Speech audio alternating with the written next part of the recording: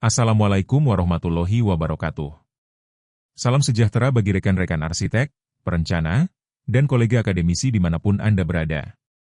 Hari ini, kita tidak hanya membicarakan tentang tren hunian urban, melainkan sebuah manifestasi peradaban melalui ruang. Selamat datang di paparan konsep rumah kos syariah yang sehat dan tertib. Kita sering terjebak pada label syariah sebagai sekadar urusan administratif. Padahal, ruhnya ada pada privasi dan kehormatan. Allah Subhanahu wa Ta'ala berfirman dalam Quran Surat An-Nur ayat 27, yang mengingatkan kita untuk tidak memasuki rumah orang lain sebelum meminta izin dan memberi salam. Ayat ini adalah fondasi, privasi by design. Sebuah hunian bukan sekadar komoditas ekonomi, tapi merupakan benteng martabat penghuninya. Mari kita bedah bagaimana desain ruang bisa menjadi instrumen dakwah yang substantif. Lalu, bagaimana kita mengubah stigma aturan kaku menjadi sebuah sistem ruang yang mengalir? Mari kita lihat pergeseran paradigmanya di halaman berikutnya. Rekan-rekan sekalian, arsitektur yang cerdas adalah arsitektur yang kita istilahkan, berbicara tanpa kata-kata. Kita harus beranjak dari paradigma lama yang administratif, di mana aturan hanya berupa tempelan kertas jam malam yang sering dilanggar, menuju paradigma baru yang arsitektural. Di sini, kita menerapkan apa yang sering disebut Nudge Theory. Kita mendesain sirkulasi yang mengatur visibilitas secara presisi sehingga ketaatan lahir secara natural, bukan dipaksa. Ingatlah kaidah fikih dari hadis riwayat Ibnu Majah, la dororo wala diror, tidak boleh ada bahaya bagi diri sendiri maupun orang lain. Desain yang buruk, yang membiarkan privasi terekspos, adalah sebuah doror atau bahaya bagi ada penghuninya. Kita ingin menciptakan lingkungan yang memfasilitasi kebaikan secara mulus. Setelah memahami paradigma ini, mari selanjutnya kita bedah anatomi ruangnya secara lebih mendalam. Dalam arsitektur Islam, kita mengenal konsep perlapisan ruang. Di halaman ini, kita membagi hunian kolektif menjadi 3 zona utama, publik, semi-publik, dan privat. Zona publik adalah area transisi awal, di mana akses bebas namun tetap dalam pengawasan. Masuk ke zona semi-publik, kita berbicara tentang boundary penyaring seperti foyer atau lobi. Ini adalah implementasi dari Quran Surat An-Nur ayat 28, yang mengajarkan kita untuk kembali jika tidak diizinkan masuk. Desain harus secara tegas memisahkan area interaksi tamu tanpa harus mengekspos isi dalam rumah. Puncaknya adalah zona privat atau kamar, wilayah eksklusif yang tidak boleh ditembus pandangan awam. Inilah yang disebut memanusiakan manusia melalui batas-batas yang jelas. Batas ini tidak akan efektif tanpa pengaturan sirkulasi yang mumpuni. Mari kita lihat perbandingannya. Perhatikan diagram di layar Anda. Di sebelah kiri, ada sirkulasi rentan, yaitu kesalahan umum di mana pintu kamar langsung berhadapan dengan koridor publik, mengekspos aurat bangunan. Di sebelah kanan, kita menawarkan sirkulasi beradab. Prinsipnya sederhana namun krusial, yaitu meniadakan garis pandang lurus dari area publik langsung ke kamar. Kita menciptakan jeda waktu fisik. Mengapa ini penting? Hadis riwayat Bukhari dan Muslim menyebutkan bahwa etika meminta izin itu 3 kali. Secara arsitektural, sirkulasi yang berbelok atau memiliki transisi memberi waktu bagi penghuni di dalam untuk bersiap, merapikan diri, atau mengenakan hijabnya sebelum menjawab pintu. Inilah desain yang menghargai proses manusia. Bukan hanya visual, privasi juga menyangkut apa yang kita dengar. Mari kita bahas di prinsip kedua. Privasi bukan hanya soal tidak terlihat, tapi juga soal tidak terdengar. Di sini kita menerapkan isolasi kehormatan melalui kontrol visual dan akustik. Penggunaan pintu solid bersegel dan dinding masif bukan sekadar teknis konstruksi, tapi untuk menjamin privasi percakapan domestik agar tidak bocor ke koridor komunal. Selain itu, jendela selektif di bagian atas memungkinkan udara mengalir tanpa membuka akses pandangan dari luar. Dasar hukumnya sangat kuat dalam Quran Surat An-Nur ayat 58, yang menyebutkan 3 waktu aurat bagi keluarga, di mana privasi harus dijaga maksimal.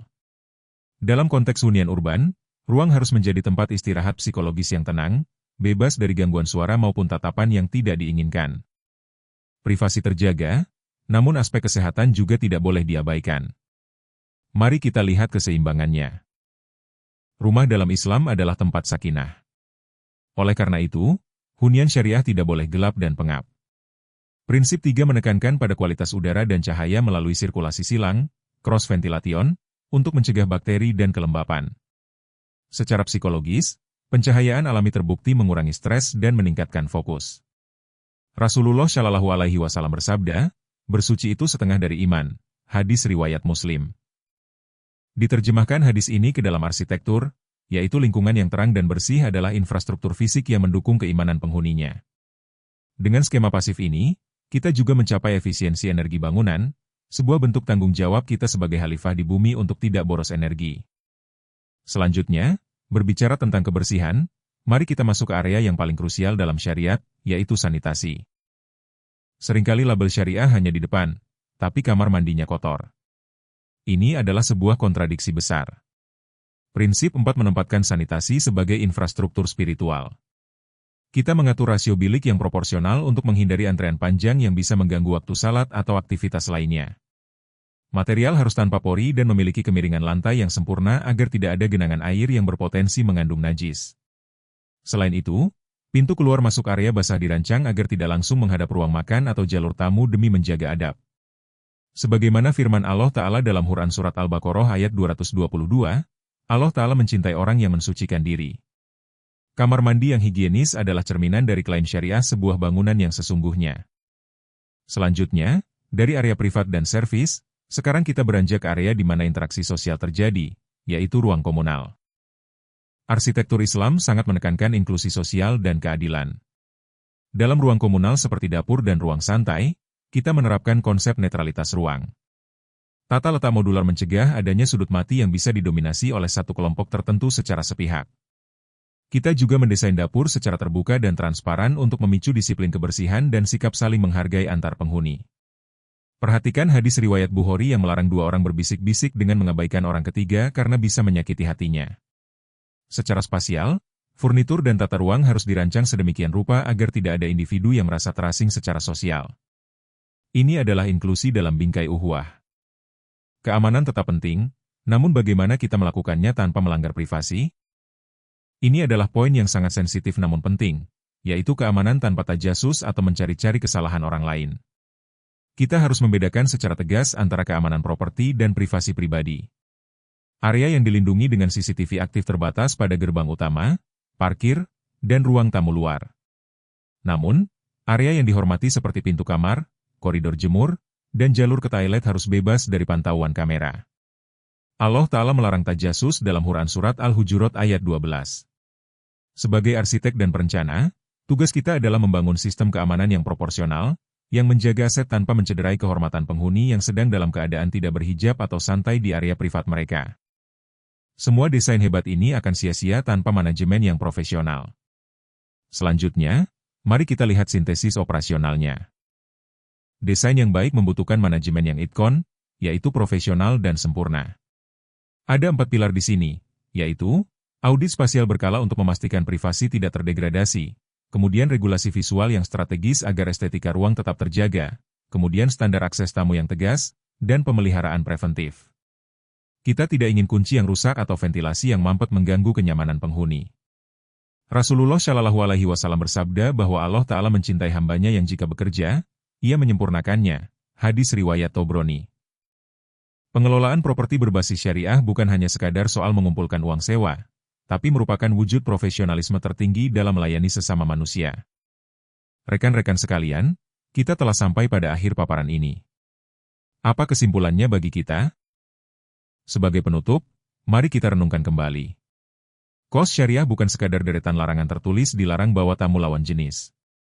Ia adalah manifestasi ruang yang merawat adab, melindungi martabat, dan menata kehidupan sosial secara terhormat.